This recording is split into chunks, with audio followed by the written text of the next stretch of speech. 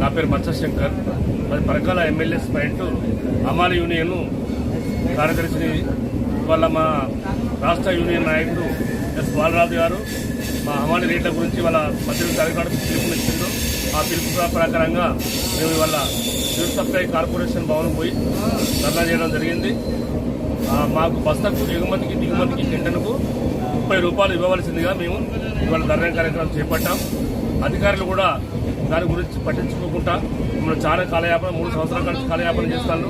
దాని గురించి మా నాయకుడు ఇవాళ రాష్ట్ర వ్యాప్తంగా పిలుపునిస్తే మేము ప్రతి ఎమ్మెల్యే స్పైట్ నుంచి ఇవాళ మేము సివిల్ సప్లై భవనం కూడా జరిగింది.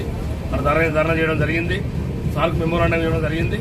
అయితే ఒకవేళ వాళ్ళు ఏం చెప్పారంటే సార్లు కమిషన్ ఏం చెప్పారంటే మేము ఈ జనవరి లోపల మీకు 10 తారీఖు వరకు మీకు అమ్మాలి దిగుమతి ఎగుమతి రేట్లు మీకు పెంచకపోతే మా నాయకుడు